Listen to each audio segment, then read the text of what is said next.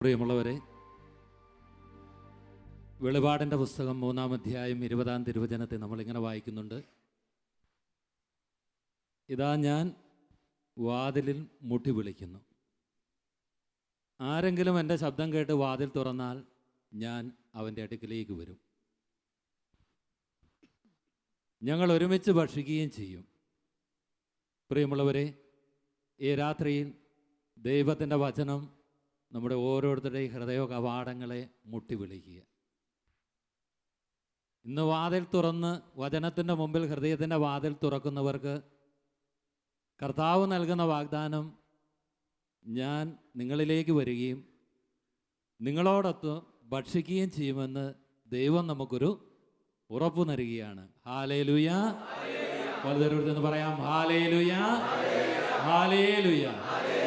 പ്രിയമുള്ളവരെ, ഇന്ന് ദൈവത്തിൻ്റെ വചനം പങ്കുവെക്കുവാനായി കർത്താവ് തിരഞ്ഞെടുത്ത് പറഞ്ഞു വിട്ടിരിക്കുന്നത് ഫാദർ സെബാസ്റ്റ്യൻ പുതുപ്പള്ളിയിലാണ്. അച്ഛന് ഈ നാളുകളിൽ അതിശക്തമായ രീതിയിൽ നവീകരണ ശുശ്രൂഷാ മേഖലയിൽ അതിശക്തമായ രീതിയിൽ പരിശുദ്ധാത്മാവ് ഉപയോഗിച്ചു കൊണ്ടിരിക്കുന്ന ഒരു ജീവിതമാണ്. തലശ്ശേരി അതിരൂപതയിൽപ്പെട്ട അച്ഛന് ഇപ്പോൾ മദർ ഹോമിൻ്റെ അസിസ്റ്റൻ്റ് ഡയറക്ടറായിട്ട് ശുശ്രൂഷ ചെയ്യുന്നു.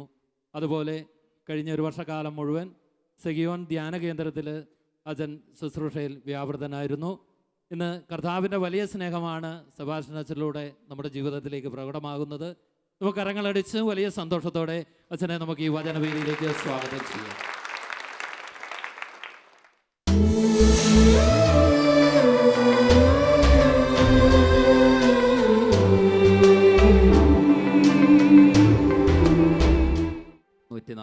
സങ്കീർത്തനത്തിൻ്റെ 18-ാം വചനത്തിൽ നമ്മൾ ഇപ്രകാരം വായിക്കുന്നുണ്ട്: തന്നെ വിളിച്ചപേക്ഷിക്കുന്ന, ഹൃദയ പരമാർത്ഥതയോടെ വിളിച്ചപേക്ഷിക്കുന്നവർക്ക് കർത്താവ് സമീപസ്ഥനാണ്. ഹല്ലേലൂയ.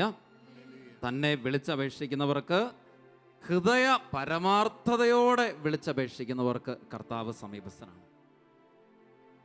ഇന്ന് വളരെ അനുഗ്രഹീതമായ ഈ ദിനത്തിൽ കർത്താവിൻ്റെ നാമത്തെ വിളിച്ചപേക്ഷിച്ച് പ്രാർത്ഥിക്കുവാനായിട്ട് ദൈവം നമ്മളെ ഈ ആത്മീയ കേന്ദ്രത്തിൽ കൂട്ടിക്കൊണ്ടു വന്നിരിക്കുകയാണ്.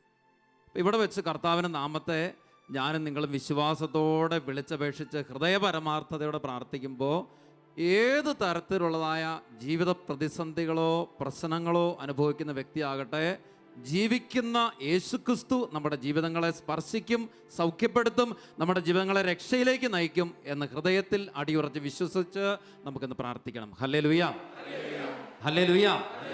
അതുകൊണ്ടാണ് യെശയ്യാ പ്രവാചകന്റെ പുസ്തകത്തിൻ്റെ 44-ാം അധ്യായം 3-ാം വചനം നമ്മളിപ്രകാരം വായിക്കുന്നുണ്ട്: വരണ്ട ഭൂമിയിൽ ജലവും ഉണങ്ങിയ നിലത്ത് അരുവികളും ഞാൻ ഒഴുക്കും.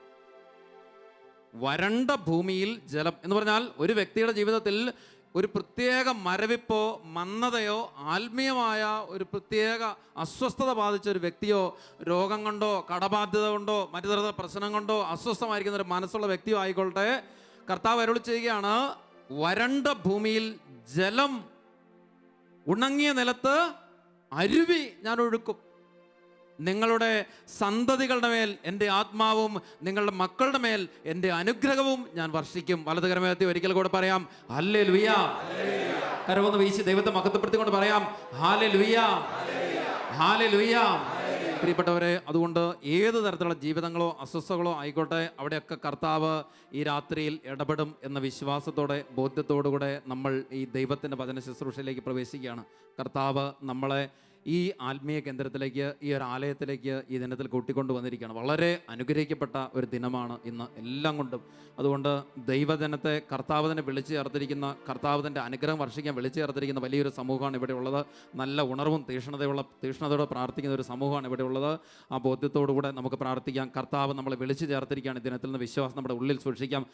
65-ാം സങ്കീർത്തനത്തിൻ്റെ 4-ാം വചനം നമ്മളിങ്ങനെ വായിക്കുന്നുണ്ട്: കർത്താവ് തന്നെ തെരഞ്ഞെടുത്ത് തൻ്റെ ഭവനത്തിൽ വസിക്കാൻ കർത്താവ് തന്നെ തെരഞ്ഞെടുത്ത് കൊണ്ടുവന്നിരിക്കുന്നവർ ഭാഗ്യവാന്മാർ. കർത്താവെ, അവർ അവിടുത്തെ ആലയത്തിൻ്റെ വിശുദ്ധ മന്ദിരത്തിൻ്റെ നന്മ കൊണ്ട് സംതൃപ്തമാകും. ഹല്ലേലൂയ. കർത്താവിൻ്റെ വിശുദ്ധ മന്ദിരത്തിൽ നന്മ കൊണ്ട് സംതൃപ്തമാകാൻ കർത്താവ് നമ്മളെ തിരഞ്ഞെടുത്ത് കൊണ്ടുവന്നിരിക്കുകയാണ്. കർത്താവിൻ്റെ സന്നിധിയിൽ ഒരു നിമിഷം നമുക്കൊന്ന് പ്രാർത്ഥിക്കാം. നമുക്കൊന്ന് സ്നേഹത്തോടെ എഴുന്നേറ്റ് നിൽക്കാം. എഴുന്നേറ്റ് നിൽക്കുക. ഒരിക്കൽ കൂടെ മനസ്സിനൊന്ന് ശാന്തമാക്കി കർത്താവിൻ്റെ സന്നിധിയിൽ ഈ ദൈവജന ശുശ്രൂഷയിലേക്ക് പ്രവേശിക്കുമ്പോൾ ആത്മാവിൻ്റെ ഒരു അഭിഷേകം എൻ്റെ ഉള്ളിൽ ഒന്ന് ജ്വലിക്കാനുള്ള ആഗ്രഹത്തോടെ പ്രാർത്ഥിക്കുകയാണ്. നമ്മുടെ എല്ലാ ഉള്ളിൽ ആത്മാവൊന്ന് ജ്വലിക്കണം. ഈ നിമിഷങ്ങളിൽ ദൈവികമായ സ്പർശനം നമ്മുടെ ജീവിതങ്ങളിലേക്ക് ലഭിക്കണം. വചനം ഉള്ളിലൊന്ന് വേരുപാകപ്പെടണം. ഒരു നിമിഷം കൈകളൊന്ന് കുപ്പാം, കണ്ണുകൾ ഒരു നിമിഷം അടച്ച് സ്നേഹത്തോടെ കർത്താവിന് മുമ്പിൽ നമ്മുടെ വ്യക്തി ജീവിതത്തെ സമർപ്പിച്ചെന്ന് പ്രാർത്ഥിക്കാം. കർത്താവെ, ഈ രാത്രിയിൽ അവിടുത്തെ തിരുവചനം ശ്രവിക്കുവാൻ, അവിടുത്തെ ശുശ്രൂഷകളിൽ വ്യാപരിച്ച് അങ്ങയുടെ ശക്തി എൻ്റെ ജീവിതങ്ങളിലേക്ക് പ്രവഹിപ്പിക്കുവാൻ കർത്താവെ അവിടുന്ന് എന്നെ വിളിച്ചു ചേർത്തിരിക്കുമ്പോൾ ജീവിതം മുഴുവനെയും ഇതാ അങ്ങയുടെ കരങ്ങളിലേക്ക് സമർപ്പിക്കുന്നു. പോരായ്മകൾ, കുറവുകളുമുള്ള എൻ്റെ ജീവിതത്തെ കർത്താവെ, അവിടുന്ന് നൽകിയിട്ടുള്ള ശക്തിയും കഴിവുള്ള എൻ്റെ ജീവിതത്തെ ഈ രാത്രിയിൽ സ്നേഹത്തോടെ അങ്ങയുടെ വലിയ കരുണയ്ക്ക് വേണ്ടി സമർപ്പിച്ച് പ്രാർത്ഥിക്കാം. ദൈവമേ, ഈ നിമിഷങ്ങളിൽ അങ്ങയുടെ അത്ഭുത ശക്തി ഞങ്ങളിൽ ഓരോരുത്തരിലേക്കും ഒഴുക്കണമേ. ഈ ആലയം മുഴുവനിലേക്കും ഒഴുക്കണമേ. ഇവിടെ അവിടുന്ന് വിളിച്ചു ചേർത്തിരിക്കുന്ന ഈ ദൈവമക്കൾ മുഴുവനിലേക്കും അങ്ങയുടെ ദൈവിക ശക്തി ഇപ്പോൾ പ്രകടമാക്കണമേ. രണ്ട് കരങ്ങൾ കർത്താവിൻ്റെ സന്നിധിയിൽ എല്ലാവരും നന്നായിട്ടൊന്ന് ഉയർത്തിപ്പിടിക്കട്ടെ. മനസ്സ് തുറക്കട്ടെ, ഹൃദയം തുറക്കട്ടെ, അതരം തുറക്കട്ടെ. വിശ്വാസത്തോടെ, ബോധ്യത്തോടെ ഹൃദയം തുറന്ന് അതരം തുറന്ന് ജീവിക്കുന്ന ഏക സത്യദൈവത്തെ വിളിച്ചു സ്തുതിക്കട്ടെ. ഹല്ലേലൂയ, ഹല്ലേലൂയ, ഹല്ലേലൂയ, ഹല്ലേലൂയ. ഹല ഹല ഹല ഹല. സ്വരമുയരട്ടെ, ഹൃദയം തുറക്കട്ടെ, മനസ്സ് തുറക്കട്ടെ, മനസ്സ് ദൈവത്തിലേക്ക് ഉയർത്തട്ടെ. എൻ്റെ ആത്മാവേ കർത്താവിനെ സ്തുതിക്കുക എന്ന സങ്കീർത്തകരോട് ചേർന്ന് ആത്മാവിനെ ദൈവത്തിലേക്ക് ഉയർത്തി. വെറുതെ അതരം കൊണ്ടുള്ള സ്തുതിയില്ല. ഹൃദയം ദൈവത്തിലേക്ക് ഉയരട്ടെ, ഹൃദയം ദൈവത്തിലേക്ക് ഉയരട്ടെ. ആത്മാവ് ഉണരട്ടെ, ശക്തിയും ബലവും പ്രാപിക്കട്ടെ. ഹല്ലേലൂയ, ഹല്ലേലൂയ, ഹല്ലേലൂയ, ഹല്ലേലൂയ, ഹല്ലേലൂയ, ഹല്ലേലൂയ, ഹല്ലേലൂയ, ഹല്ലേലൂയ, ഹല്ലേലൂയ, ഹല്ലേലൂയ. ഓ കർത്താവായ ദൈവമേ, അവിടുത്തെ വാഗ്ദാന പ്രകാരം അങ്ങയുടെ നാമത്തെ വിളിച്ചപേക്ഷിക്കുന്ന ഈ മക്കളിൽ ഓരോരുത്തരിലേക്കും ഇപ്പോൾ തന്നെ വചനത്തിന്റെ നാമത്തിന്റെ ശക്തി ഇപ്പോൾ ഒഴുകട്ടെ. അങ്ങയുടെ തിരുരക്തത്തിന്റെ ശക്തി ഇപ്പോൾ ഒഴുകട്ടെ. അങ്ങയുടെ ആത്മാവിന്റെ ശക്തി ഇപ്പോൾ ഇവരിലേക്ക് ഓരോരുത്തരിലേക്കും അത്ഭുത കൃപയായി വ്യാപരിക്കട്ടെ. ഹല്ലേലൂയ, ഹല്ലേലൂയ, ഹല്ലേലൂയ, ഹല്ലേലൂയ, ഹല്ലേലൂയ. ആരാധന, ആരാധന, ആരാധന, ആരാധന, ആരാധന, ആരാധന, ആരാധന, ആരാധന, ആരാധന, ആരാധന, ആരാധന, ആരാധന, ആരാധന, ആരാധന, ആരാധന, ആരാധന, ആരാധന, ആരാധന. ഞങ്ങളുടെ ജീവിതങ്ങൾക്ക് ശക്തിയും ബലവും നൽകുന്ന, ഞങ്ങളെ പഠിപ്പിക്കുന്ന പരിശുദ്ധാത്മാവേ, ഞങ്ങളിൽ ഓരോരുത്തരിലേക്കും ഇപ്പോൾ അത്ഭുത ശക്തിയായി വ്യാപരിക്കണമേ. പ്രവാചകന്മാരെയും ദീർഘദർശികളെയും ദൈവിക വ്യക്തികളെയും രക്തസാക്ഷികളെയും ശക്തിപ്പെടുത്തിയ പരിശുദ്ധാത്മാവേ, ഈ നിമിഷങ്ങളിൽ ഞങ്ങളിൽ ഓരോരുത്തരിലേക്കും വ്യാപരിക്കണമേ. ഹല്ലേലൂയ, ഹല്ലേലൂയ, ഹല്ലേലൂയ, ഹല്ലേലൂയ, ഹല്ലേലൂയ, ഹല്ലേലൂയ, ഹല്ലേലൂയ. കരങ്ങൾ ഉയർത്തി മനസ്സ് തുറന്ന് വിളിക്കുന്നു, പരിശുദ്ധാത്മാവേ, പരിശുദ്ധാത്മാവേ. ഹല്ലേലൂയ, ഹല്ലേലൂയ, ഹല്ലേലൂയ, ഹല്ലേലൂയ, ഹല്ലേലൂയ. സ്നേഹന്മാരിൽ വന്നു നിറഞ്ഞൊരു ശക്തി, കരങ്ങൾ ഹൃദയത്തോടെ ചേർത്ത് വെച്ച് വിശുദ്ധരെ ധീരരാക്കിയ ശക്തി, കണ്ണുകൾ അടച്ച്. സ്നേഹന്മാരിൽ വന്നു നിറഞ്ഞൊരു ശക്തി, വിശുദ്ധരെ ധീരരാക്കിയ ശക്തി, മാതാവിൽ വന്നു നിറഞ്ഞൊരു ശക്തി, ദാസരിലും വന്നിറങ്ങട്ടെ. മാതാവിൽ വന്നു നിറഞ്ഞൊരു ശക്തി, ദാസരിലും വന്നിറങ്ങട്ടെ. റൂഹായ ആത്മാവേ പറന്നിറങ്ങണമേ, അഭിഷേക കാറ്റായി ദാസരിൽ നിറയണമേ. റൂഹായ ആത്മാവേ പറന്നിറങ്ങണമേ, അഭിഷേക കാറ്റായി ദാസരിൽ നിറയണമേ. റൂഹായ ആത്മാവേ പറന്നിറങ്ങണമേ, അഭിഷേക കാറ്റായി ദാസരിൽ നിറയണമേ. പരിശുദ്ധ ദൈവമാതാവേ, പൂർണ്ണമായും അമ്മയുടെ മധ്യസ്ഥ വഴി ഞങ്ങൾ പ്രാർത്ഥിക്കുന്നു. പരിശുദ്ധാത്മാവിൽ ഞങ്ങൾ നിറയപ്പെടുവാൻ, ദൈവവചനത്തെ ഹൃദയത്തിൽ സ്വീകരിച്ച് അമ്മയെപ്പോലെ ഇതാ കർത്താവിൻ്റെ ദാസൻ, ഇതാ കർത്താവിൻ്റെ ദാസൻ എന്ന വിശ്വാസത്തോടെ ഏറ്റുപറയുവാൻ ഞങ്ങൾക്ക് കൃപ ലഭിക്കാൻ അമ്മേ, നല്ല മാതാവേ, ഞങ്ങൾക്ക് ഓരോരുത്തർക്കും വേണ്ടി അമ്മ മധ്യസ്ഥം വഹിക്കണമേ.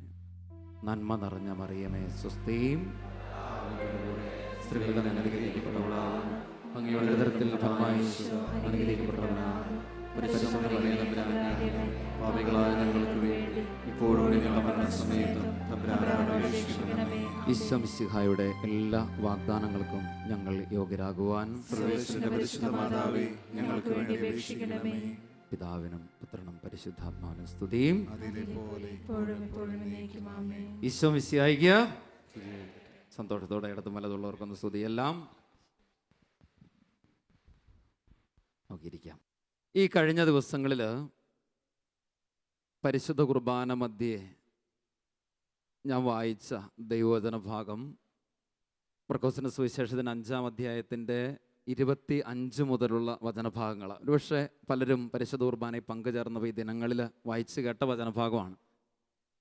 രക്തസ്രാവക്കാരി സ്ത്രീ സൗഖ്യം പ്രാപിക്കുന്നതിനെക്കുറിച്ചാണ്. പലതവണ നമ്മൾ ചിന്തിച്ചിട്ടുള്ളതാണ്. ഞാനതിൻ്റെ ആമുഖമായിട്ട് സാധാരണ പങ്കുവയ്ക്കുന്നത് പോലെ അങ്ങനെ പറഞ്ഞു വെച്ചു.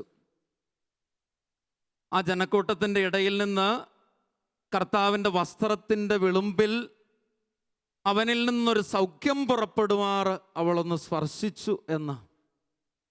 ആ വിശ്വാസത്തോടെയുള്ള സ്പർശനം അവളുടെ ജീവിതങ്ങളെ സൗഖ്യപ്പെടുത്തി എന്നൊക്കെ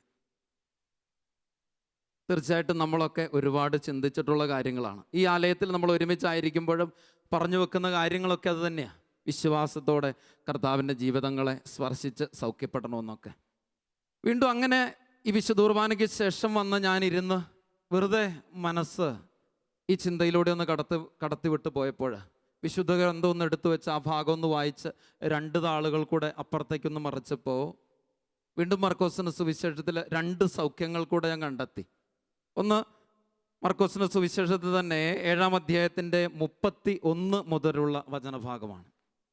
അവൾ നമ്മളെ കണ്ടെത്തുന്നത് കർത്താവ് കൊടുക്കുന്ന ഒരു സൗഖ്യമാണ്. ചിലരൊക്കെ ഈ ബധിരനും സംസാരത്തിന് തടസ്സമുള്ളവനുമായ ഒരുത്തനെ കൂട്ടിക്കൊണ്ട് കർത്താവിൻ്റെ അടുത്ത് വരിക, അവൻ്റെ മേലൊന്ന് കൈവച്ച് സുഖപ്പെടുത്തണമെന്ന് അവരുടെ ഒരാഗ്രഹം.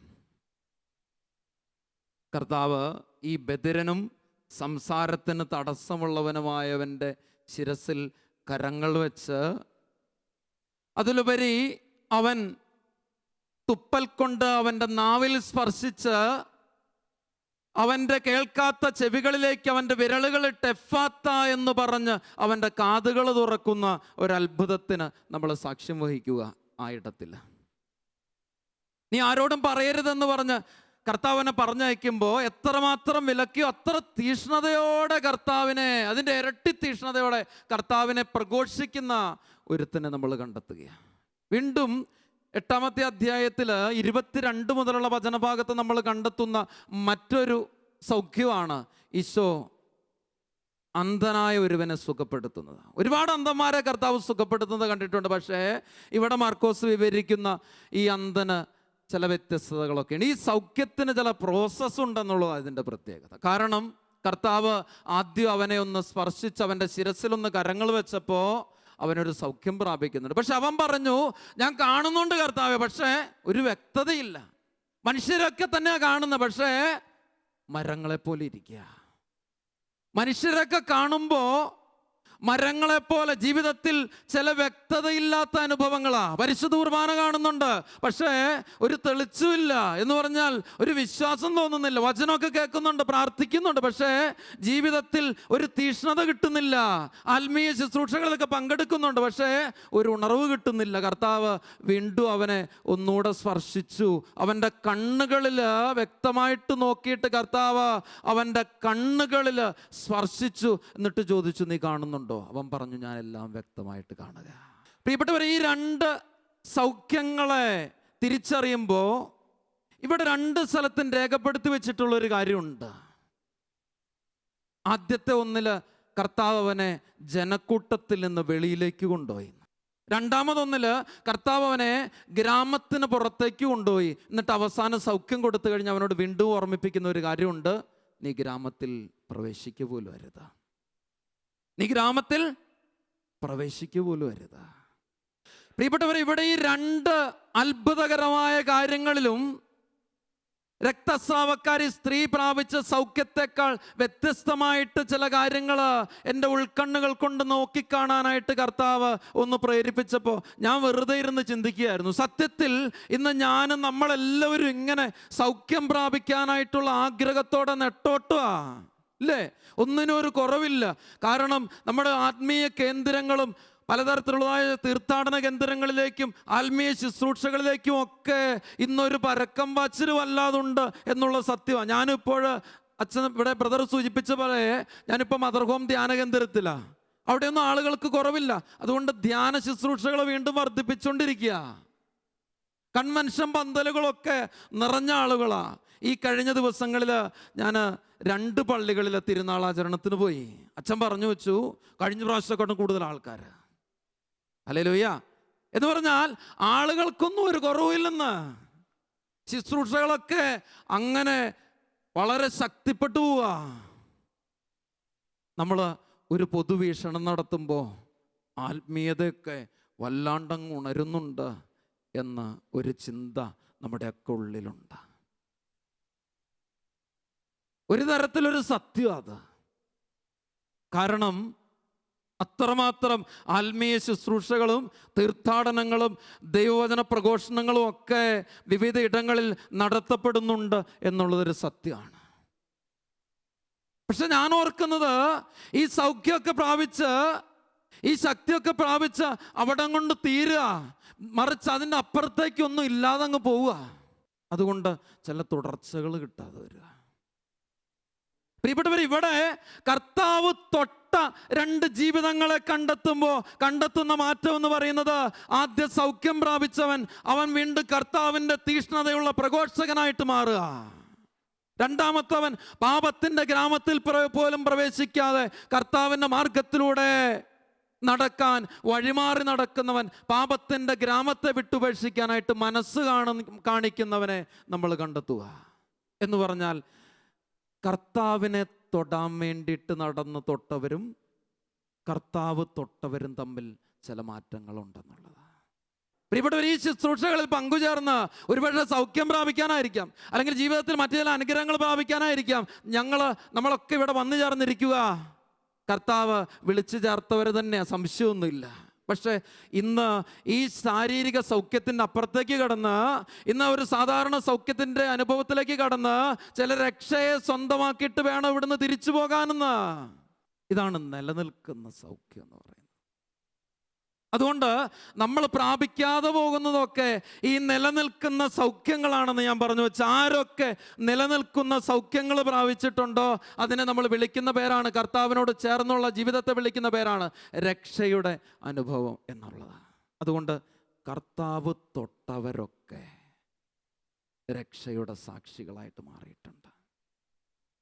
കർത്താവ് ആരുടെയൊക്കെ ജീവിതത്തെ തൊട്ടോ അവരുടെയൊക്കെ ജീവിതത്തിൽ അവൻ നിക്ഷേപിച്ചിട്ടുള്ള ഒരു കനലുണ്ട്, ഒരു അഗ്നിയുടെ കനൽ. അതുകൊണ്ട് അവരുടെ ജീവിതങ്ങളൊന്നും വെറുതെ ഇരുന്നിട്ടില്ല. അവരുടെ ജീവിതങ്ങളൊക്കെ ഇങ്ങനെ ശക്തിപ്പെട്ട് തീക്ഷ്ണത പ്രാപിക്കുക. അപ്പോസ്തല പ്രവർത്തനത്തിൽ നമ്മൾ കണ്ടെത്തുന്നുണ്ട്.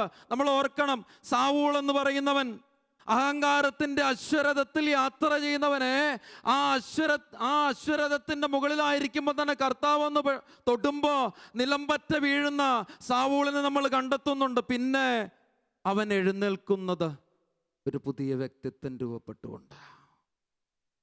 ഈ തീഷ്ണത മനസ്സിലുള്ളത് കൊണ്ടാണ് അപ്പോസ്തല പ്രവർത്തനം 16-ാം അധ്യായത്തിൽ 25 മുതലുള്ള വചനഭാഗത്ത് നമ്മൾ പരിചയപ്പെടുന്ന പൗലോസും സീലാസും ഉണ്ട്. കർത്താവ് തൊട്ട ജീവിതം, അതിൻ്റെ വ്യത്യാസം എന്നാ? കർത്താവ് തൊട്ട ജീവിതത്തിൻ്റെ വ്യത്യസ്തത എന്ന് പറയുന്നത്, ഈ പൗലോസും സീലാസും ഈ പീഡനങ്ങളുടെയും അടിയും ചവിട്ടും ഒക്കെ കൊണ്ട് കിടക്കുന്ന ഒരു തടവറയുടെ അനുഭവം ഉണ്ട് അവർക്ക്. ഒരുപക്ഷെ ആ രാത്രിയിൽ പരസ്പരമൊക്കെ കുറ്റപ്പെടുത്തിയും പഴിചാരിയൊക്കെ ജീവിക്കേണ്ട ഒരു സമയമാണ്. 16-ാം അധ്യായത്തിന് 25 മുതലുള്ള വചനഭാഗത്ത് നമ്മൾ വായിക്കുന്ന ഒരു കാര്യമുണ്ട്. അർദ്ധരാത്രിയോടടുത്ത് പൗലോസും സീലാസും കീർത്തനം പാടി ദൈവത്തെ മഹത്വപ്പെടുത്തി. Hallelujah, hallelujah. പ്രിയപ്പെട്ടവരെ, ഞാൻ പറഞ്ഞത് കർത്താവ് തൊട്ട ജീവിതത്തിന്റെ വ്യത്യാസം എന്നാന്നുള്ളതാ. എന്ന് പറഞ്ഞാൽ കർത്താവ് തൊടാതെ കർത്താവിനെ മാത്രം തൊട്ടുപോകുന്നവർ ഒരുപാടാ. തീർത്ഥാലയങ്ങൾ ചെന്ന് വിശുദ്ധന്റെ രൂപത്തെ തൊട്ടുപോകുന്നവർ ഒരുപാടാ. ക്രൂശിത രൂപത്തെ തൊട്ടുപോകുന്നവർ ഒരുപാടാ. മാതാവിന്റെ രൂപത്തെ തൊട്ടുപോകുന്നവർ ഒരുപാടാ. പക്ഷേ അവരുടെ ജീവിതങ്ങളെ ദൈവം ഒന്ന് സ്പർശിക്കാൻ മാത്രം നിന്നുകൊടുക്കാനായിട്ട് പറ്റുന്നില്ലെന്നുള്ളതാ സത്യം. പൗലോസിനെ പോലെയൊക്കെ കർത്താവ് ജീവിതത്തെ തൊട്ട ജീവിതമായിട്ട് മാറുമ്പോൾ അതൊക്കെ സാക്ഷ്യത്തിൻ്റെ ശക്തിയുടെ ജീവിതമായിട്ട് രൂപാന്തരപ്പെടുന്നത് നമ്മൾ തിരിച്ചറിയുകയാണ്. Praise the lord. ഉണർവോടെ പറയാം ഹല്ലേലൂയ. വലതുകരമെന്ന് ഉയർത്തി പറയാം ഹല്ലേലൂയ. കരമൊന്ന് വീശിക്കൊണ്ട് പറയാം ഹല്ലേലൂയ, ഹല്ലേലൂയ. പ്രിയപ്പെട്ടവരെ, അതുകൊണ്ട് കർത്താവ് തൊടുന്ന ചില ജീവിതത്തിൻ്റെ നന്മകളെ, വിശുദ്ധിയെ തിരിച്ചറിയേണ്ടത് അനിവാര്യമാണ്. ഈ കുറച്ച് നാളുകൾക്ക് മുമ്പ് വരെ കരസ്മാറ്റിക് ജീസസ് യൂത്ത് പ്രസ്ഥാനത്തിൻ്റെയൊക്കെ ഒരു സോണൽ ആനിമേറ്ററായിട്ട് പ്രവർത്തിക്കാനായിട്ട് ദൈവം എന്നെ അനുവദിച്ചിട്ടുണ്ട്. ഞാൻ ഓർക്കുകയാണ്, ചില ജീവിതങ്ങളൊക്കെ ദൈവം തൊട്ട ചില ജീവിതങ്ങളുടെയൊക്കെ സാക്ഷ്യം വ്യത്യസ്തമാണ്. കാരണം ജീവിതത്തെ വില കൊടുക്കാനായിട്ട്, ജീവിതത്തിന് വില കൊടുക്കാനായിട്ട് തയ്യാറാകുന്ന ഇതുപോലെയുള്ള ആത്മീയ രംഗത്ത് പ്രവർത്തിക്കുന്ന വ്യക്തികളുണ്ട്. ഞാൻ അത്ഭുതത്തോടെ നോക്കി നിന്നിട്ടുണ്ട് ചിലരുടെയൊക്കെ ജീവിതങ്ങളെ. ഒരു ശുശ്രൂഷകനെ ഞാൻ ഈ അടുത്ത കാലത്ത് ഓർക്കുകയാണ്. ഈ മനുഷ്യൻ ശുശ്രൂഷ കഴിഞ്ഞ് വണ്ടി ഓടിച്ച്, അദ്ദേഹത്തിൻ്റെ ബൈക്ക് ഓടിച്ച് പോകുന്ന വഴിക്കാണ് ഒരു ഇന്നോവ വണ്ടി അദ്ദേഹം പോകുന്ന ആ വഴിയുടെ ഓപ്പോസിറ്റ് അതേ വഴി കൂടെ വരുമ്പോൾ തന്നെ ഈ മനുഷ്യൻ ഇത് കണ്ട് പേടിയാ. ചേട്ടാ, ഇവൻ എന്നാ വണ്ടി ഇങ്ങോട്ട് ഇങ്ങനെ ഓടിച്ചുകൊണ്ട് വരുന്നത്, എൻ്റെ നേരെ എന്നെ കൊല്ലാൻ വരുവാണോ എന്നിങ്ങനെ ചിന്തിച്ചുകൊണ്ട് വണ്ടി നിർത്തിയിട്ടിരിക്കുക. വണ്ടി നിർത്തി ഈ ബൈക്ക് നിർത്തി ഈ മനുഷ്യൻ നിൽക്കുമ്പോൾ നേരെ വന്ന് സൈഡിൽ നിന്ന് ഒറ്റ അടിയാ. ഈ തെറിച്ചു പോകുന്ന പോക്കില് ഈ ബേബിച്ചൻ എന്ന് പറയുന്ന ബ്രദർ ഒരു കാര്യം ഉറപ്പിച്ചു, പോയി തീർന്നു, കാര്യങ്ങളൊക്കെ തീർന്നു. ഇങ്ങനെ ഈ ബൈക്കിൽ നിന്ന് തെറിച്ച് റോഡിന് അപ്പുറത്തേക്ക് വീണ് കാല് മുഴുവൻ ശരിക്കും പറഞ്ഞാൽ പൊട്ടി കഷ്ണമായിട്ട് ഞുറുങ്ങിപ്പോയി ഈ കാലിൻ്റെ അസ്ഥികളൊക്കെ. പക്ഷെ ഈ മനുഷ്യൻ അതിനേക്കാളും ചങ്കിനൊരു വല്ലാത്ത പിടുത്തം, ഇത് മരിക്കാൻ പോകുന്ന നിമിഷമാണെന്ന് ഓർക്കുമ്പോൾ ബോധമുണ്ട്, പക്ഷെ ഭയം മൂലം എന്താ ചെയ്യേണ്ടതെന്ന് അറിയത്തില്ല. നോക്കുമ്പോൾ ഈ മനുഷ്യൻ നോക്കുമ്പോൾ തൊട്ടു പിന്നിൽ ഇതൊരു ആംബുലൻസ് കൊണ്ട് നിർത്തിയിരിക്കുക. ചേട്ടാ, എന്താ ഇത് എന്ന് അത്ഭുതപ്പെട്ട് നിൽക്കുക. പ്രിയപ്പെട്ടവരെ, ഈ മനുഷ്യൻ ഇങ്ങനെ നിൽക്കുമ്പോൾ പിന്നീട് ഈ മനുഷ്യൻ ഈ അടുത്ത കാലത്ത് വീണ്ടും ശുശ്രൂഷകളിൽ വ്യാപരിക്കുമ്പോൾ ഞാൻ അദ്ദേഹത്തിൻ്റെ വീട്ടിൽ ഈ കാലുകൾക്ക് ഒരുപാട് ലക്ഷക്കണക്കിന് രൂപ മുടക്കി മംഗലാപുരത്ത് ഹോസ്പിറ്റലിലൊക്കെ മാസങ്ങളിലൂടെയുള്ള ചികിത്സ കഴിഞ്ഞ് വീട്ടിലെത്തിയിരിക്കുമ്പോൾ കാലിലൊക്കെ നിറച്ച് പ്ലാസ്റ്റർ ഇട്ട് ഇങ്ങനെ ഇരിക്കുമ്പോൾ ഞാൻ പോയി കണ്ടു. ബേബിച്ചൻ ബ്രദർ എന്നോട് പറഞ്ഞു, അച്ഛാ, ആ വണ്ടി ഇടിച്ചിട്ടിരിക്കുമ്പോൾ ഞാൻ ചിന്തിച്ചു പോയി. കാരണം എൻ്റെ അവസാനത്തെ ശ്വാസം പോലെ എനിക്ക് തോന്നുന്നു, ചങ്കത്തൊരു വല്ലാത്ത പിടുത്ത. പക്ഷേ അന്നേരം എൻ്റെ മനസ്സിൽ പെട്ടെന്ന് തോന്നിച്ചു, എന്നെ വണ്ടിയും കൊണ്ട് ഇടിക്കാൻ വന്ന ഒരു ചെറുക്കനുണ്ട്. ഒരു പക്ഷേ ലൈസൻസ് പോലും അവനില്ലെന്ന് എനിക്ക് ഉറപ്പാണ്. കാരണം ഒരു ചെറുക്കനാ, അത്രമാത്രം പ്രായമായിട്ടില്ല. അവൻ റോങ് സൈഡിൽ കൂടെ വന്ന് എൻ്റെ വണ്ടി എന്നെ ഇടിച്ച് തെറിപ്പിച്ചിട്ടപ്പോൾ എനിക്ക് അവനോട് കടുത്തൊരു വെറുപ്പ്, വൈരാഗ്യം മനസ്സിലാണ്. എന്നിട്ട് ഈ മനുഷ്യൻ പറഞ്ഞ കാര്യം ഞാൻ ഓർക്കുന്നത്, അച്ഛാ, എനിക്കൊരു ബോധം എൻ്റെ മനസ്സിൽ ചിന്തിച്ചപ്പോൾ ഉടനെ ഞാൻ എൻ്റെ മനസ്സിൽ ചിന്തിച്ചു, ഞാൻ ഓർത്തു, ഞാനിപ്പോൾ മരിച്ചു പോവായിരിക്കും, ഞാൻ ഇവനോട് ക്ഷമിക്കാതെ പോയാ എൻ്റെ സ്വർഗം പോയി. ഞാൻ ഇത്ര നാൾ ചെയ്ത ശുശ്രൂഷയൊക്കെ വെറുതെ ആയി. ഞാൻ ഇത്ര നാൾ ചെയ്ത പല കാര്യങ്ങളും, ആത്മീയ തലത്തിൽ പ്രവർത്തിച്ച കാര്യങ്ങളൊക്കെ വെറുതെ ആയി. അതുകൊണ്ട് ഞാൻ അവിടെ വെച്ച് ദൈവത്തോട് പറഞ്ഞു, ദൈവമേ, എന്നെ ഇടിച്ച ആ പയ്യനോട് ഞാൻ പൂർണ്ണമായിട്ട് ക്ഷമിക്കുക. കർത്താവ്, എനിക്ക് സ്വർഗം നിഷേധിച്ച് കളയല്ലേ.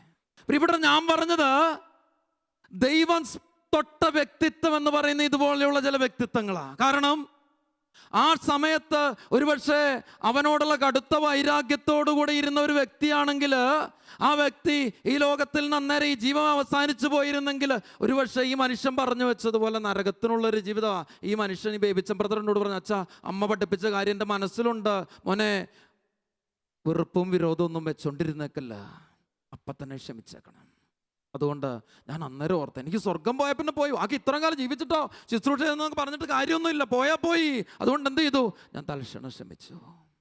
ദൈവം തൊട്ട ഒരു വ്യക്തിക്ക് ഇത് ജീവിതത്തിൽ ചെയ്യാൻ പറ്റുള്ളൂ. ദൈവം തൊട്ട ഒരു വ്യക്തിക്ക് ഈ തീരുമാനങ്ങൾ എടുക്കാൻ പറ്റത്തുള്ളൂ. ജീവിതത്തിൽ മറ്റു പല തിരക്കുണ്ടായിരുന്ന സമയത്തൊക്കെ ജീസസ് യൂത്തിൻ്റെ ആനിമേറ്ററായിട്ട് കൂടെ പ്രവർത്തിച്ചതിനെ ഞാൻ ഓർക്കുകയാണ് പ്രിയപ്പെട്ടവരെ. ഞാനിങ്ങനെ പ്രവർത്തിക്കാനായിട്ടുള്ളൊരു കാരണം എന്നാന്ന് വെച്ചിട്ടുണ്ട്, ചില യുവജനങ്ങളുടെ ജീവിതങ്ങൾ കണ്ടുകൊണ്ട്. ഒരുപക്ഷെ നമ്മളൊക്കെ എന്ന് പറയും സാധാരണഗതിയിൽ യുവജനങ്ങളൊക്കെ വഴിതെറ്റി നടക്കുക, പാപത്തിന് അടിമപ്പെട്ട് കിടക്കുക, മോശമായത് കണ്ടും കേട്ടും അങ്ങനെ അനുഭവിച്ചും ഒക്കെ ഇവന്മാരൊക്കെ മഹാവഷളത്വത്തിലാ, മ്ലേച്ഛതയുടെ ജീവിതമാണ് എന്നൊക്കെ പറയുമ്പോൾ അതിനപ്പുറത്തേക്ക് കടന്ന് ഞാൻ കണ്ട തീഷ്ണതയുള്ള മറ്റ് ചില യുവജനങ്ങളൊക്കെ ഉണ്ട് പ്രിയപ്പെട്ടവരെ. ഞാൻ ഓർക്കുകയാണ്, ചില കാമ്പസുകളിലൊക്കെ ഒന്ന് കടന്നുകൂടാൻ വേണ്ടിയിട്ട് അവിടെ ചില മയക്കുമരുന്നുകളും ചില ലഹരി വസ്തുക്കളുടെ അടിമത്തത്തിലുള്ള ചില മക്കളും ഒക്കെ ഉണ്ടെന്നറിഞ്ഞുകൊണ്ട് ആ കാമ്പസിന് വേണ്ടി നാളുകളായിട്ട് മിറ്റിലിന് മുകളിലും മണലിന് മുകളിലുമൊക്കെ മുട്ടുകുത്തി നിന്നും അവിടെ ഇവിടെയൊക്കെ ത്യാഗമെടുത്ത് നീന്തിയും വളരെ പരിത്യാഗപൂർവ്വം പ്രാർത്ഥിച്ചുമൊക്കെ ഈ ക്യാമ്പസിന് വേണ്ടി നാളുകളായിട്ട് കാത്തിരുന്ന് ഒരവസരം പാർത്തിരുന്ന് അവിടെ ഒന്ന് കടന്നുകൂടിയിട്ട് ഈ അടിമത്തത്തിൽ കിടക്കുന്ന മക്കളുടെ ജീവിതങ്ങളെ ഒന്ന് രക്ഷയിലേക്ക് നയിക്കാനായിട്ട് കഷ്ടപ്പെട്ട് ബുദ്ധിമുട്ട് അനുഭവിക്കുന്ന മക്കളെ ഞാൻ കണ്ടിട്ടുണ്ട്, ജീവിതത്തിന് വില കൊടുക്കാൻ തയ്യാറായവരെ. സത്യത്തിൽ ഞാൻ ഓർക്കുക, ഒരു ഭ്രാന്തായി പിള്ളേർക്കൊക്കെ മറ്റൊരു തരത്തിൽ തകർച്ചയുടെ, മ്ലേച്ഛതയുടെ, പാപത്തിൻ്റെ മുഴുവൻ കാഠിന്യത്തിലുള്ള ഒരു ഭ്രാന്ത് എന്നീ പിള്ളേരെ കുറിച്ച് പറഞ്ഞു വെക്കുമ്പോൾ ഞാൻ ഓർക്കുക, ഇതുപോലെ ഭ്രാന്ത് പിടിച്ച ചില പിള്ളേരുണ്ട്. എന്താ ഇവരുടെ ഭ്രാന്തിന് പിന്നിൽ? ഞാൻ പറയും, കർത്താവ് സ്പർശിച്ച ആത്മാവിൻ്റെ അഭിഷേകം കൊടുത്ത ഒരു ഭ്രാന്തത്. പ്രിയപ്പെട്ടവരെ, ഈ രക്ഷയ്ക്ക് നിദാനമാകുന്നെങ്കിൽ നമ്മുടെ കത്തോലിക്ക ക്രൈസ്തവ ജീവിതങ്ങളൊക്കെ വെറുതെയാ. ഇതാ ഞാൻ പറഞ്ഞു വെച്ചത്, കർത്താവ് സ്പർശിക്കാതെ വെറുതെ കർത്താവിനെ സ്പർശിച്ചു കൊണ്ടുപോയിട്ട് കാര്യമില്ലാത്തൊരു ജീവിതമായിട്ട് മാറാന്ന്. അവൻ നമ്മുടെ തൊലിപ്പുറത്ത് മാത്രം സ്പർശിച്ചു പോവുക, ഇതിനപ്പുറത്തേക്ക് കിടന്നൊന്നുമില്ല. ഒരു തണ്ണിമത്തം കണക്ക്, തണ്ണിമത്തൻ്റെയൊക്കെ പുറത്ത് കുരിശു വരയ്ക്കുന്നത് പോലെ, പണ്ട് മുട്ട അടവെക്കുമ്പോൾ അതിൻ്റെ പുറത്തൊരു കുരിശു വരയ്ക്കുന്നത് പോലെയൊക്കെ കോഴിക്കുഞ്ഞിനൊന്നും ഒരു കുരിശും കണ്ടിട്ടില്ല, തണ്ണിമത്തൻ്റെ ഉള്ളിലൊന്നും ഒരു കുരിശും കണ്ടിട്ടില്ല. വെറുതെ പുറമെ ഇങ്ങനെ വരച്ചു പോവുക.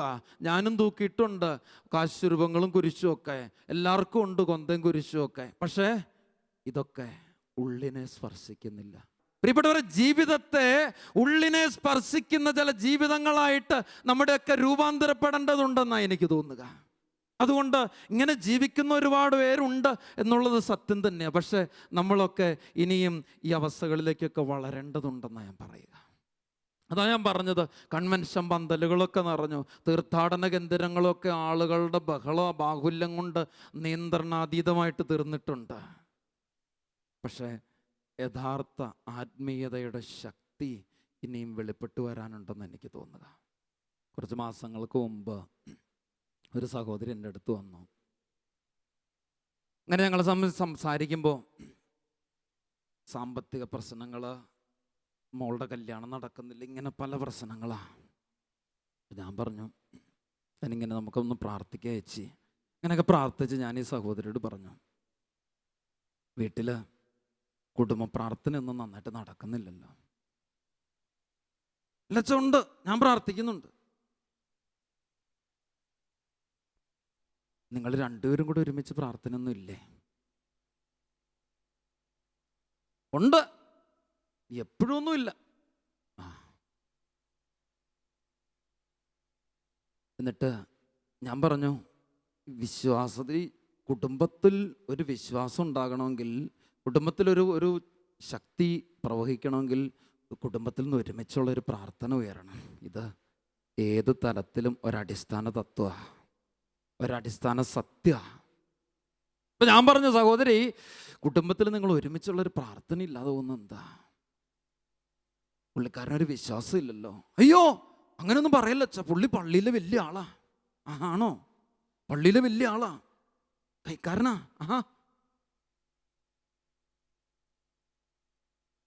ഞാൻ പറഞ്ഞു, പുള്ളി കുമ്പസാരമൊക്കെ ഉണ്ടോ? കുമ്പസാരമൊന്നും അധികമൊന്നും ഇല്ലെന്ന് തോന്നുന്നു. സന്ധ്യപ്രാർത്ഥനയ്ക്കോ? സന്ധ്യപ്രാർത്ഥനയ്ക്ക് ചിലപ്പോൾ ഒക്കെ വരും. പള്ളിപ്പൊക്കൊക്കെ ഉണ്ടോ ആർക്കറിയാം. ഞാൻ പറഞ്ഞു വെച്ചത്, ഈ സഹോദരി പറയുന്നതായ ഒരു ആത്മീയത എന്ന് പറയുന്നത് എന്താ? പള്ളിയിൽ വലിയ ആളാ. കർത്താവിൻ്റെ ആരുമല്ല കേട്ടോ. പള്ളിയിൽ ഭയങ്കര ആളാ, അച്ഛനെ കൊണ്ട് നടക്കുന്നു, വണ്ടിയിൽ പോകുന്നു, വണ്ടി കൊണ്ടുവിടുന്നു ഒക്കെ പുള്ളി തന്നെയാ. ആഹാ, ഹല്ലേലൂയ. ഞാൻ പറഞ്ഞു വെച്ചത് പ്രിയപ്പെട്ടവരെ, ഈ ആത്മീയതയുടെ യഥാർത്ഥ ചൈതന്യം എവിടെയാണെന്ന് മറന്നുപോകുന്ന ചില വ്യക്തിത്വങ്ങളൊക്കെ ഇങ്ങനെയാണെന്നുള്ളതാ. നമ്മളെവിടെയൊക്കെയോ ചില പള്ളിയും അതിൻ്റെ ആഘോഷങ്ങളും കാര്യങ്ങളും ഒക്കെ ആയിട്ട് നീങ്ങുക. ഞാൻ പറഞ്ഞു വെച്ചത് ഒരു തരത്തിലുള്ള മതാത്മകതയിൽ അവസാനിക്കുക, ചില അനുഷ്ഠാനങ്ങളും ചില ഏർപ്പാടുകളും ഒക്കെ ആയിട്ട് മാത്രം ഇങ്ങനെ നമ്മുടെ ക്രൈസ്തവ ജീവിതങ്ങളിൽ നിന്ന് അധപ്പതിച്ചു പോകുന്നുണ്ടോ എന്നൊന്ന് ആഴപ്പെട്ട് ചിന്തിക്കേണ്ടത് അനിവാര്യമാണ്. ആത്മീയതയുടെ യഥാർത്ഥ സ്പർശനമില്ലാതെ, മറ്റൊരു വാക്കി പറഞ്ഞാൽ കർത്താവ് തൊടാതെ കർത്താവിനെ എവിടെയൊക്കെയോ അവിടെ ഇവിടെയൊക്കെ തപ്പിത്തൊട്ടുമൊക്കെ പോവുക. മറ്റൊരു വാക്കി പറഞ്ഞ ചില കാര്യസാധ്യത്തിന് വേണ്ടിയൊക്കെ അന്വേഷിച്ച് നടക്കുക കർത്താവിനെ. കൗൺസിലേഴ്സിൻ്റെ ഒക്കെ അടുത്ത് ആളുകൾ ഒരുപാടാണ്, ചില കാര്യങ്ങളൊക്കെ അറിയണ്ടേ, ചില കല്യാണം ഇപ്പോൾ നടക്കുമെന്നറിയണം, ജോലി എന്നത്തേക്കാണെന്ന് അറിയണം, പിന്നെ അങ്ങോട്ട് പോകും ഇങ്ങോട്ട് പോകണം എന്നുള്ള കാര്യത്തെക്കുറിച്ചൊക്കെ അറിയണം. ഇതിലൊക്കെ അവസാനിപ്പിക്കുക ചില ആത്മീയതകളൊക്കെ. ഈ അടുത്ത കാലത്ത് മദർ ഹോമിൽ ധ്യാനിക്കാൻ വന്ന ഒരമ്മയും മോളും ഉണ്ട്. മോളുടെ തെറ്റായ പ്രണയബന്ധം ഒന്ന് അവസാനിപ്പിച്ച് കിട്ടാൻ വേണ്ടിയിട്ടാണ് അമ്മ വന്നിരിക്കുന്നത്. വലിയ പ്രശ്നത്തിലാണ്. മോളെയും കൂട്ടി ഒരു പദത്തിൽ നിർബന്ധിച്ച് കൊണ്ടുവന്നിരിക്കുക. എങ്ങനെയൊക്കെയോ പിടിച്ച് കൊണ്ടുവന്നിരിക്കുക. ഇവിടെ ധ്യാനകേന്ദ്രത്തിലൊന്ന് ധ്യാനിപ്പിച്ചൊന്ന് കൊച്ചിനെ ശരിയാക്കി എടുക്കാൻ വേണ്ടിയിട്ടാണ്. മദർ ഹോമിൽ ഈ മാതാവിൻ്റെ ഗ്രോട്ടോയുടെ അടുത്തേക്ക് ഇങ്ങനെ മുട്ടയെ നീന്തിപ്പോവും. ഈ മുട്ടയിൽ ഈ അമ്മയും മോളും കൂടെ നീന്തുന്ന അവസരത്തിൽ ഈ അമ്മ പ്രാർത്ഥിക്കുക, കർത്താവ് മാതാവേ, അമ്മയൊന്ന് ഇടപെട്ട് എൻ്റെ മോളെ ഒന്ന് രക്ഷിക്കണം, ഈ മോളുടെ ഈ തെറ്റായ ബന്ധത്തിൽ നിന്ന് മോചിപ്പിക്കാൻ മാതാവേ അമ്മ തിരുമനസ്സാകണമെന്നൊക്കെ പറഞ്ഞ് അമ്മ കർത്താവിന് മുമ്പ് മധ്യസ്ഥം വയ്ക്കണം എന്നൊക്കെ പറഞ്ഞ് പ്രാർത്ഥിക്കുക. അമ്മച്ചി എന്നോടൊന്ന് പറഞ്ഞിട്ടുണ്ട്, അച്ഛാ എങ്ങനെയെങ്കിലും ഇവളെ ഒന്ന് രക്ഷിച്ചെടുക്കണം അച്ഛാ, അതുപോലെ കിടക്കുക, ഇതുവല്ലോ കല്യാണം കഴിച്ച് ഈ കല്യാണമെല്ലാം ഞാൻ പൊട്ടി പൊളിഞ്ഞ് നാശമാകും അച്ഛാ, അത് മാത്രമല്ല നമുക്ക് ഒരിക്കലും ചേരാത്ത ബന്ധം അച്ഛാ എന്നൊക്കെ പറഞ്ഞ് ഈ അമ്മച്ചി എൻ്റെ അടുത്ത് കരഞ്ഞിട്ടുണ്ട്. ഇവർ രണ്ടുപേരും കൂടെ ഈ മുട്ടയെ നീന്തി ഇങ്ങനെ പ്രാർത്ഥിക്കുന്ന സമയത്ത് ഈ അമ്മച്ചി ഇങ്ങനെ പ്രാർത്ഥിക്കുമ്പോൾ ഈ പെങ്കൊച്ചു പറയാ, പെങ്കൊച്ചിൻ്റെ പ്രാർത്ഥന എന്നറിയോ, കർത്താവേ എനിക്ക് അവനെ തന്നെ ഒന്ന് കിട്ടിയാൽ മതിയായിരുന്നു, എനിക്ക് അവനെ തന്നെ കിട്ടണം, മാതാവേ കൈവിടല്ലേ എന്ന് പറഞ്ഞ് ഈ കൊച്ചിൻ്റെ പ്രാർത്ഥന. എന്നിട്ട് ഇവൾ മമ്മിയോട് പറയാം, മമ്മി എന്തിനാ മമ്മി ഇങ്ങനെ പ്രാർത്ഥിക്കുന്നത്, നമുക്ക് രണ്ടുപേർക്കും ഒരുപോലെ പ്രാർത്ഥിക്കാന്നേ, മമ്മി ഞാൻ പ്രാർത്ഥിക്കുന്ന പോലെ പ്രാർത്ഥിക്കും, മമ്മി എന്തിനാ മമ്മി ഇങ്ങനെ പ്രാർത്ഥിക്കുന്നു, മമ്മി ഞാൻ പ്രാർത്ഥിക്കുന്നു പ്രാർത്ഥിക്കും, എനിക്ക് അവനെ ഒന്ന് കിട്ടണ്ടേ. പ്രിയപ്പെട്ടവരെ, ജീവിതത്തിൽ മാതാവിനെയും യൗസപിതാവിനെയും വിശുദ്ധരെയൊക്കെ വിളിക്കുന്ന കർത്താവിനെയൊക്കെ വിളിക്കുന്ന എന്തിനാ? എൻ്റെ കാര്യം നടന്നാൽ മതി. ഞാൻ പറഞ്ഞു വെച്ചത് പ്രിയപ്പെട്ടവരെ, യഥാർത്ഥ ആത്മീയതയുടെ ചൈതന്യമൊക്കെ എവിടെയൊക്കെ നഷ്ടപ്പെട്ടു പോവാ. കർത്താവ് തൊട്ട് ഒരു യഥാർത്ഥ വെളിച്ചത്തിലേക്ക് വന്നിട്ടില്ല. അവൻ പറഞ്ഞ പോലെയാ, ഞാൻ മനുഷ്യരൊക്കെ കാണുന്നുണ്ട്, പക്ഷെ എങ്ങനെ ഇരിക്കുന്നേ? മരങ്ങളെപ്പോലെ ഇരിക്കുക, ഒന്നും ഒരു തെളിച്ചില്ല കാര്യങ്ങൾക്കൊന്നും. ദൈവം എന്ന് പറയുന്നത് ഇന്ന് എൻ്റെ ജീവിതത്തിൽ ചില കാര്യസാധ്യത്തിനൊക്കെ വേണ്ടി നടക്കുക. ഈ പെങ്കൊച്ച് പറഞ്ഞു വെച്ചതുപോലെ, കർത്താവേ ഈ കാര്യമൊക്കെ എങ്ങനാണേലും വേണ്ടില്ല, ഇത് തെറ്റാണേലും വേണ്ടില്ല, ഇത് പാപമാണേലും വേണ്ടില്ല, എനിക്കൊന്ന് നടത്തി തന്നെ മതിയാകൂ എന്ന് നിർബന്ധം പിടിക്കുക. പ്രാർത്ഥനയ്ക്ക് വല്ല കുറവുണ്ടോ? ഇല്ല, ഭയങ്കര തീഷ്ണത. അവൾ മുട്ടലണിഞ്ഞ് തന്നെ പ്രാർത്ഥിക്കുന്നത്, പക്ഷെ കാര്യം എന്നാ? ഇതൊന്നും നടത്തി കിട്ടാൻ വേണ്ടിയിട്ടാണ്. ഞാൻ പറഞ്ഞു വെച്ചത്, ദൈവം ഇന്ന് ചില കാര്യങ്ങളിലൊക്കെ ചില ഇവന്റ് മാനേജ്മെന്റ് കണക്കാ, അങ്ങനെ ആകണം എന്നാണ് നമ്മുടെ ചിന്ത. കാര്യങ്ങളൊക്കെ ദൈവം ഇങ്ങനെ നടത്തി വെച്ച് ദൈവം മാറി നിന്നോണം. നമുക്ക് ബാക്കി കുറച്ച് സ്തുതിപ്പും ആരാധനയൊക്കെ കർത്താവിനെ ഫ്രീ ആയിട്ട് തന്നോളാം, ബാക്കി കർത്താവ് കാര്യമൊക്കെ മുഴുവൻ നടത്തി വെച്ചേക്കണം. സ്നേഹമുള്ളവർ, ഞാൻ എൻ്റെ ജീവിതത്തെക്കുറിച്ച് തന്നെ ചിന്തിക്കുക.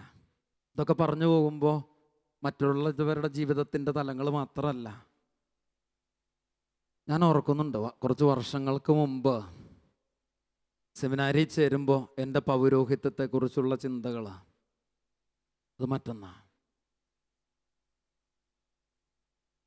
മൈനർ സെമിനാരിയുടെ എന്ന് പറഞ്ഞാൽ വൈദിക പഠനത്തിൻ്റെ ആദ്യ കാലഘട്ടത്തിലൂടെ കടന്നു പോകുമ്പോൾ എൻ്റെ മനസ്സിൻ്റെ ചിന്ത കിടക്കുന്ന എവിടെയാണെന്ന് വെച്ചിട്ടുണ്ടെങ്കിൽ, എങ്ങനെയെങ്കിലും ഈ പട്ടം ഒന്ന് ആഘോഷമാക്കുക, അത് കഴിഞ്ഞൊരു അടിപൊളി പൗരോഹിത്യം.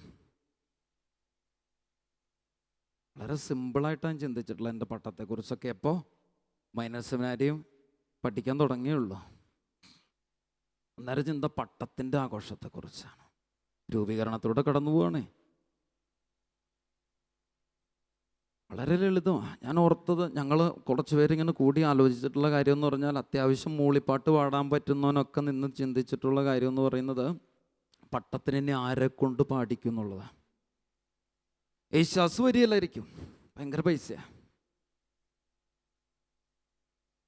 പിന്നെ ആര്? പിന്നെ അടുത്ത ആൾക്കാരെ നോക്കുക. ലാസ്റ്റ് എത്തിയത് കെസ്റ്ററില്ല.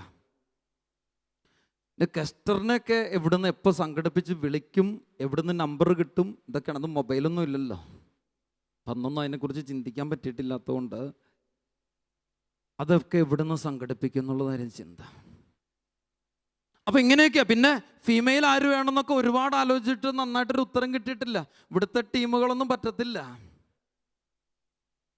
ഒരു സാമാന്യം തകർപ്പ് ഫീമെയിൽ തന്നെ വേണം. അതിപ്പോൾ 2-3 പേരായാലും ഒരു കുഴപ്പമുള്ള കേസൊന്നുമല്ല.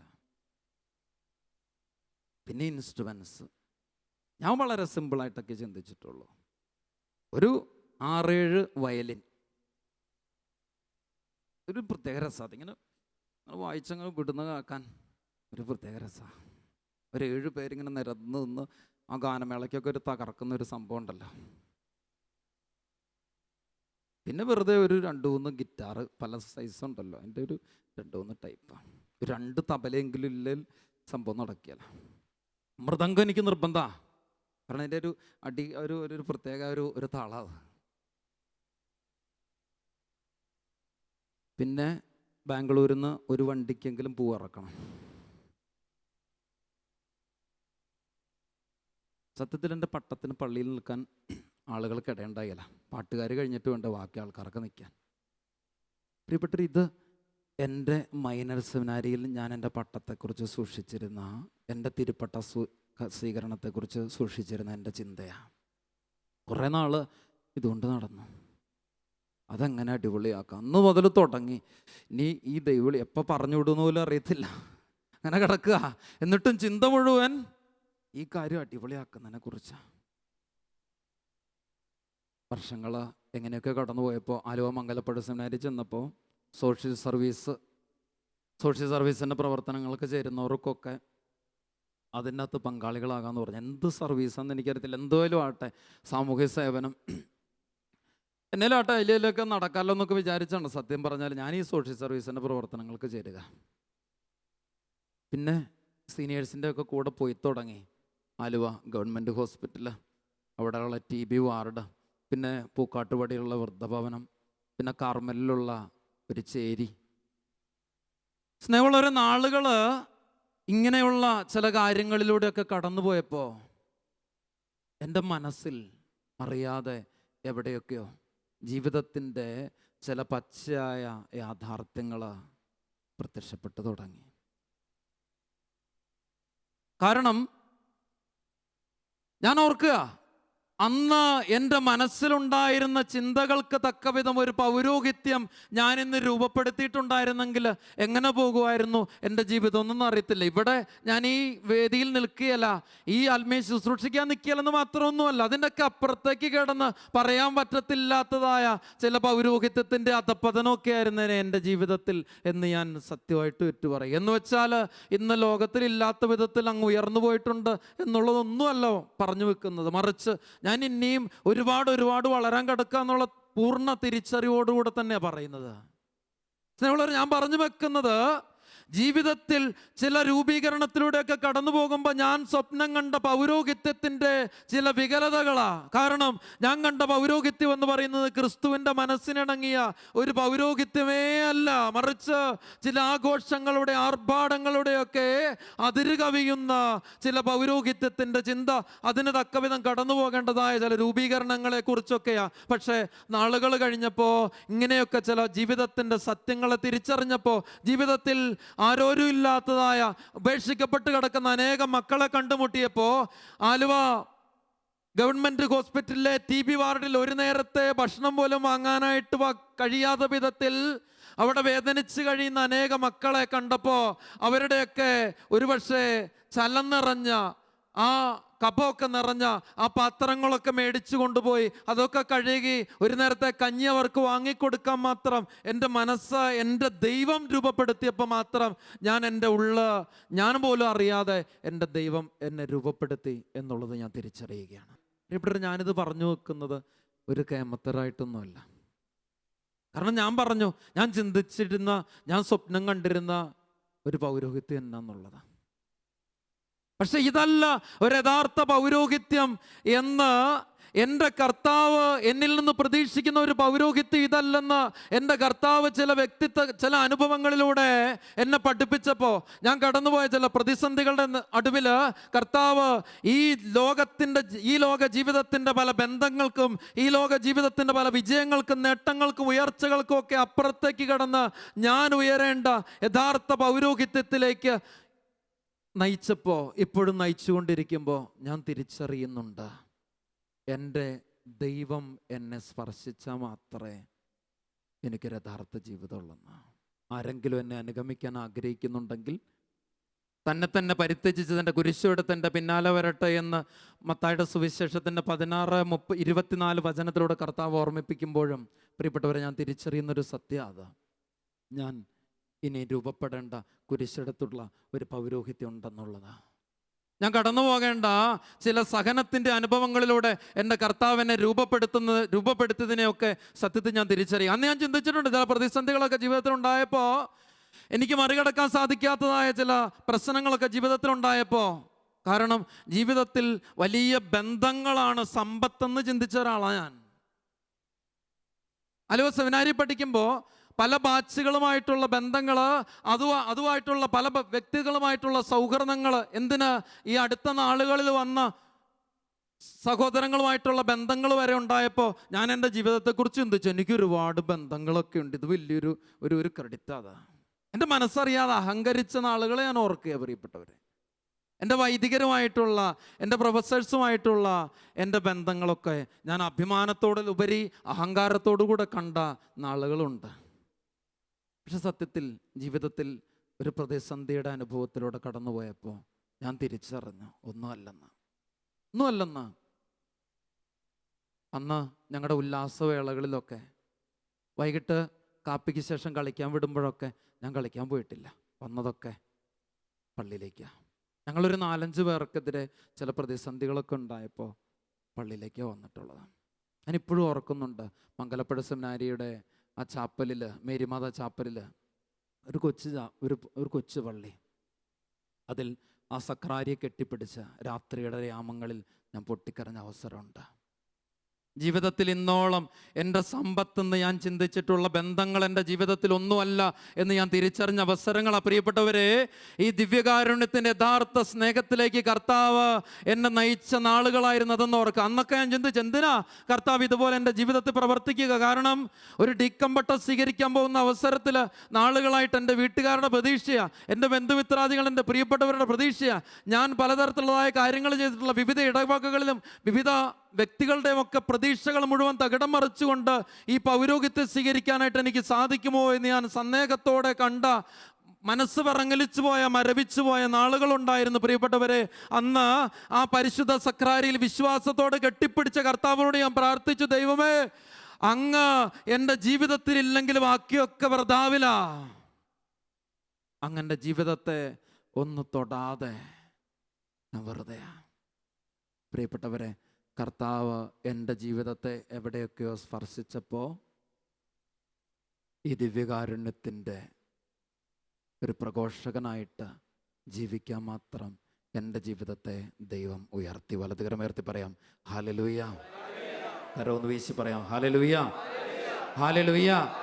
ഇവിടെ ഒരു ഇടുങ്ങിയ വാതിലൂടെ പ്രവേശിക്കാനായിട്ട് പരിശ്രമിക്കുമെന്നൊക്കെ കർത്താവ് പറഞ്ഞു വെച്ചതിൻ്റെ സത്യത എന്ന് പറഞ്ഞാൽ, ജീവിതത്തിൽ നീ കടന്നു പോകേണ്ട ചില കുരിശിൻ്റെ അനുഭവം ഉണ്ടെന്ന്, നീ കടന്നു പോകേണ്ട ചില സഹനത്തിൻ്റെ അനുഭവം ഉണ്ടെന്ന്, അതിലൂടെ രൂപപ്പെടേണ്ട നിൻ്റെ ഒരു വ്യക്തിത്വം ഉണ്ടെന്ന്, അതുകൊണ്ട് ഇടുങ്ങിയ വഴിയിലൂടെ കടന്നു പോകുക എന്ന് കർത്താവ് പറഞ്ഞു വെച്ചതിൻ്റെ അർത്ഥം എന്ന് ഞാൻ ഓർക്കുക. കാരണം ഒരു ഇടുങ്ങിയ വഴിയിലൂടെ വാതിലൂടെ ഒക്കെ കടന്നു പോകണമെങ്കിൽ അതിലനുഭവിക്കുന്ന ഒരു പ്രദേശം എന്ന് പറഞ്ഞാൽ, അവിടെ തിങ്ങി ഞെരുങ്ങി കടന്നു പോകുമ്പോഴൊക്കെ എൻ്റെ ശരീരത്തെ ക്ഷത വെക്കും എന്നുള്ള സത്യമാണ്. സ്വർഗരാജ്യ പ്രവേശനത്തിന് മുമ്പിൽ കർത്താവിന് മുമ്പിൽ നിൽക്കുമ്പോൾ എൻ്റെ ജീവിതത്തിൽ സ്വർഗരാജ്യ പ്രവേശനത്തിനുള്ള മാനദണ്ഡം എന്ന് പറയുന്നത് ഞാൻ കടന്നുപോയ എൻ്റെ ജീവിതത്തിൽ ഞാൻ കടന്നുപോയ ഇടുങ്ങിയ വഴിയിൽ എനിക്കുണ്ടായ ക്ഷതങ്ങളാ.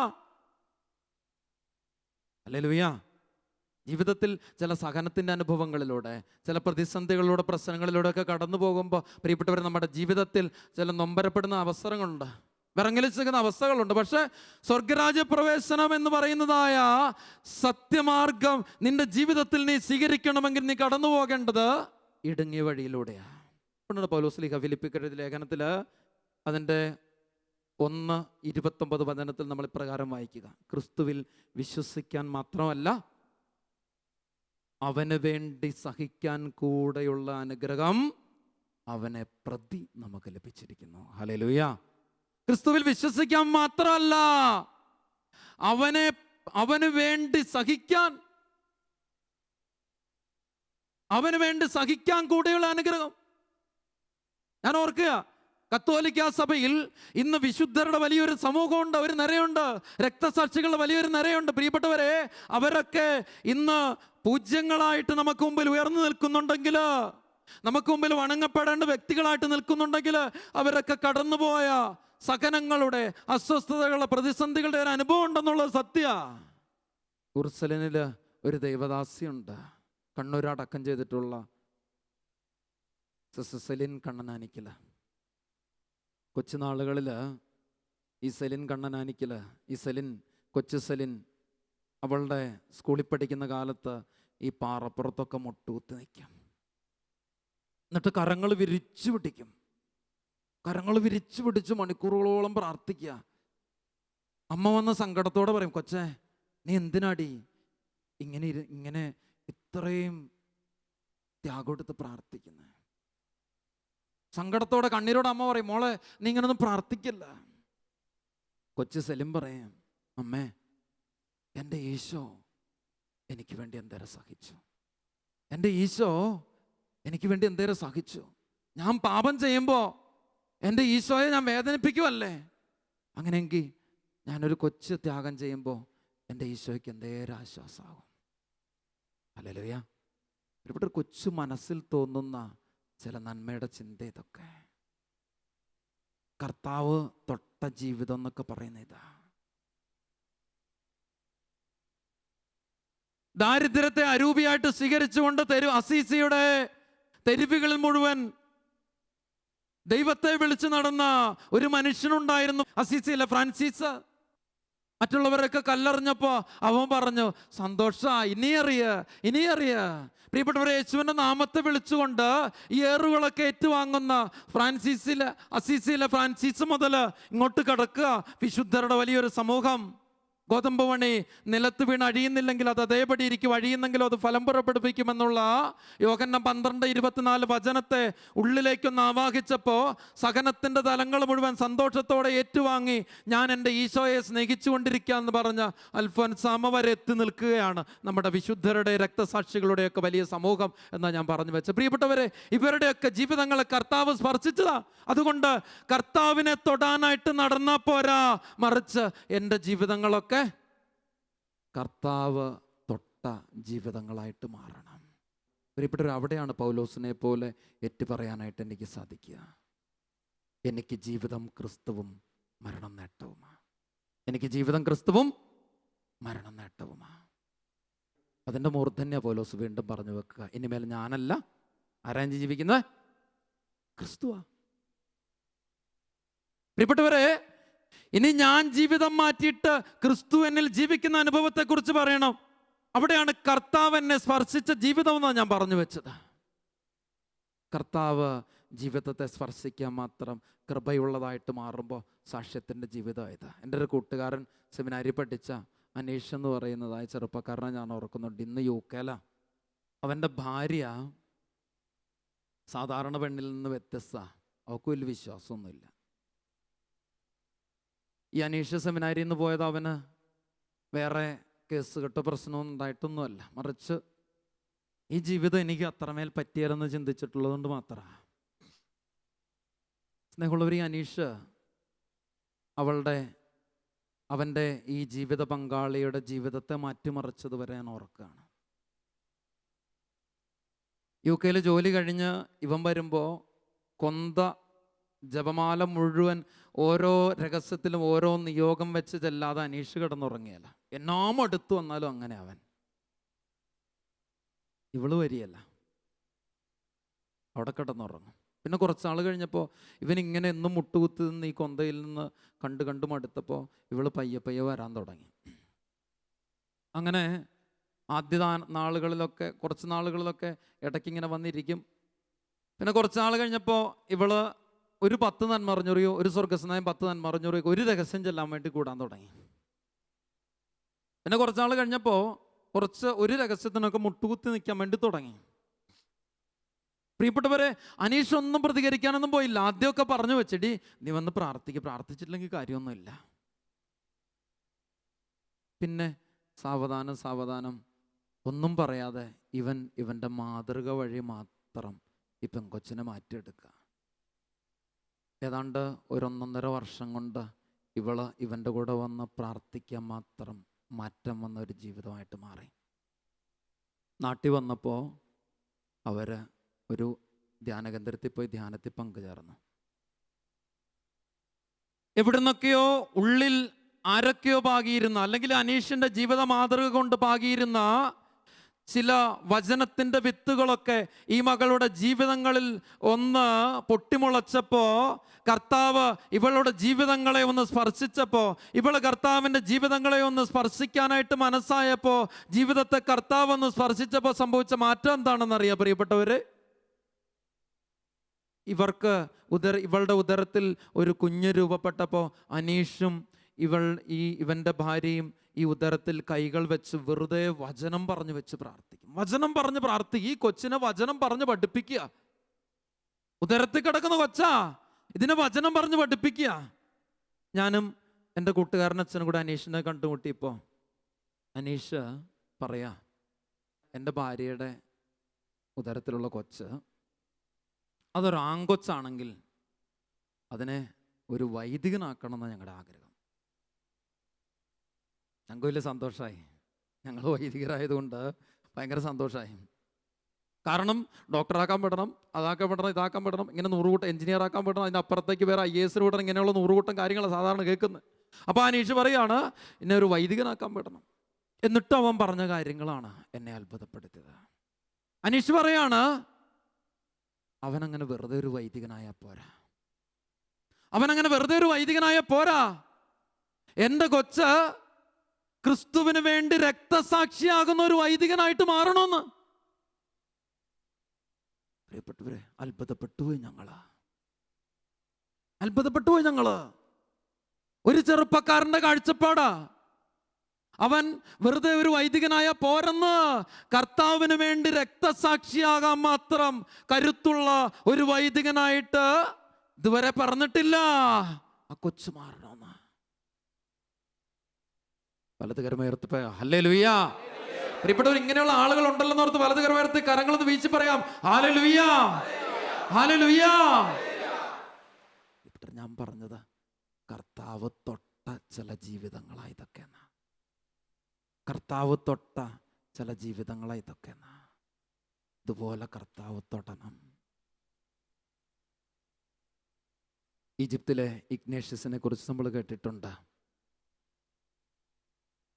നമ്മൾ സുവിശേഷത്തിൽ വായിച്ച് കേൾക്കുന്ന ഒരു ഇഗ്നേഷ്യസ്, ഒരു കർത്താവ് തൊട്ട ഒരു കുഞ്ഞുണ്ട്. അത് മറ്റാരുമല്ല, അതാണ് ഈജിപ്തിലെ ഇഗ്നേഷ്യസ് എന്ന് പറയുന്നത്. കർത്താവ് ഒരാളെ തൊട്ട് അനുഗ്രഹിച്ച പിന്നെ വല്ല കുഴപ്പമുണ്ടോ? എൻ്റെ അടുത്ത് എത്രയോ പിള്ളേരെ പ്രാർത്ഥിക്കാൻ കൊണ്ടുവന്നിട്ടുണ്ട്. ജലദോഷ, അവന് ചിത്താന്തമാ, അവന് കരച്ചില, അങ്ങനെയൊക്കെ പറഞ്ഞ്. എന്ന് പറഞ്ഞാൽ അച്ഛൻ തൊട്ടാൽ തന്നെ അന്നേരം തന്നെ, അച്ഛൻ പ്രാർത്ഥിച്ച അന്നേരം തന്നെ ബാക്കി കാര്യങ്ങളൊക്കെ ഓക്കെ ആയിക്കൊള്ളണമെന്നാ. പ്രിയപ്പെട്ടവരെ, എന്നാ പിന്നെ കർത്താവ് തൊട്ട കൊച്ചിൻ്റെ കാര്യം വല്ലതും പറയണോ? എന്നാ പിന്നെ ഇഗ്നേഷ്യസിന് പിന്നെ ഉണ്ടാകേണ്ടത് കർത്താവ് തന്നെ നേരിട്ട് തൊട്ട കൊച്ചെന്ന് വിശ്വസിക്കുന്നവനാ.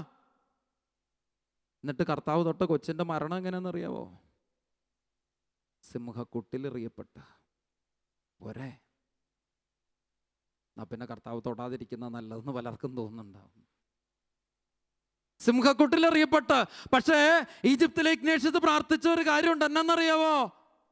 അവൻ പ്രാർത്ഥിക്കുകയാണ്, ഈ സിംഹക്കുട്ടിലെറിയപ്പെടാൻ വേണ്ടി നിൽക്കുമ്പോ, ദൈവമേ, ദാനിയേല് രക്ഷപ്പെട്ടതുപോലെ, യുവാക്കൾ തീച്ചൂളയിൽ നിന്ന് രക്ഷപ്പെട്ടതുപോലെ ഞാൻ ഒരിക്കലും ഈ സിംഹങ്ങളുടെ വായിൽ നിന്ന് രക്ഷപ്പെടാൻ ഇടയാകരുതേ. ഞാൻ ഈ സിംഹങ്ങളുടെ പല്ലുകൾക്കിടയിൽ കിടന്ന് പൊടിഞ്ഞമർന്നു പോകുന്ന ഒരു ഗോതമ്പ് മണി പോലെ ആയി മാറണമേ. പ്രിയപ്പെട്ടവർ, ഇതാ കർത്താവ് തൊട്ട ജീവിതത്തിന്റെ വ്യത്യാസം. കർത്താവ് തൊടണോ? കർത്താവ് തൊടണോ? പ്രിയപ്പെട്ടവരെ, ദൈവം തൊടണം.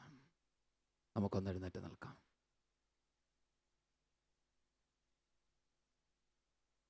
കർത്താവിൻ്റെ സന്നിധിയിൽ സ്നേഹത്തോടെ ഒരു നിമിഷം നമ്മുടെ മനസ്സിനെ ശാന്തമാക്കാം. കണ്ണുകളൊരു നിമിഷം അടയ്ക്കാം. കരങ്ങളൊന്ന് കൂപ്പിപ്പിടിക്കാം. മനസ്സിനെ ഒന്ന് ശാന്തമാക്കി എൻ്റെ ജീവിതത്തെ എൻ്റെ കർത്താവ് സ്പർശിക്കാൻ ഞാൻ എൻ്റെ ദൈവത്തെ പ്രാർത്ഥനകളിലൂടെ സ്പർശിച്ചാൽ പോരാ. എൻ്റെ ജീവിതത്തിൽ ചില ആത്മീയ ശുശ്രൂഷകളിൽ പങ്കെടുത്ത പോരാ.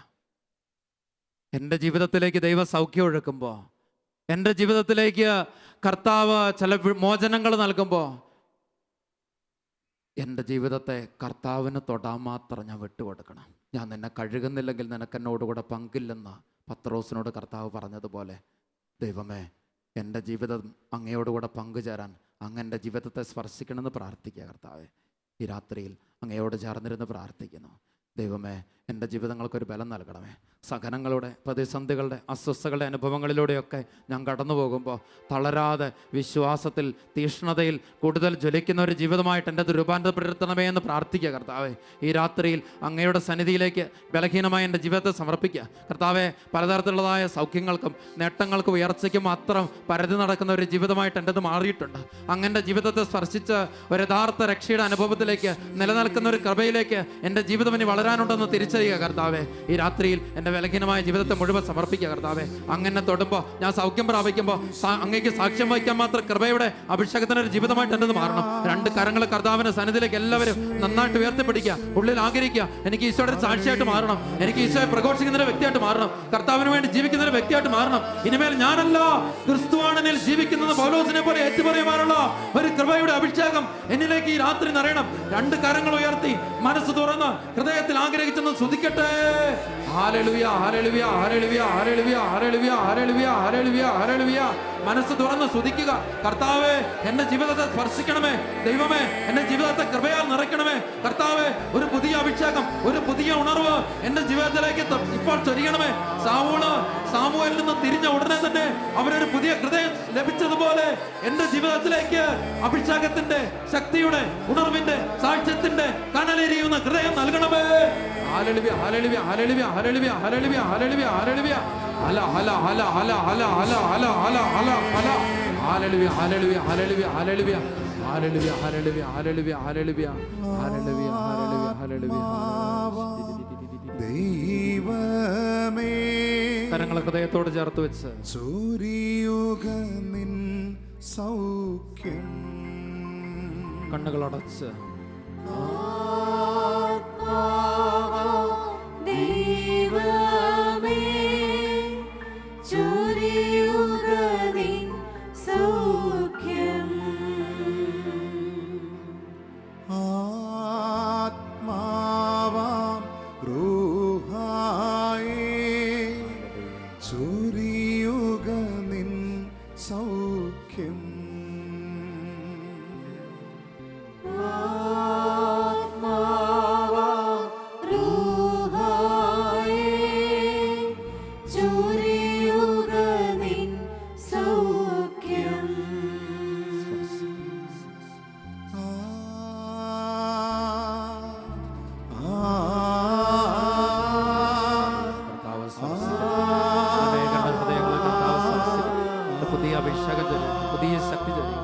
സ്പർശിക്കട്ടെ, സാക്ഷിയാക്കി രൂപാന്തരപ്പെടട്ടെ.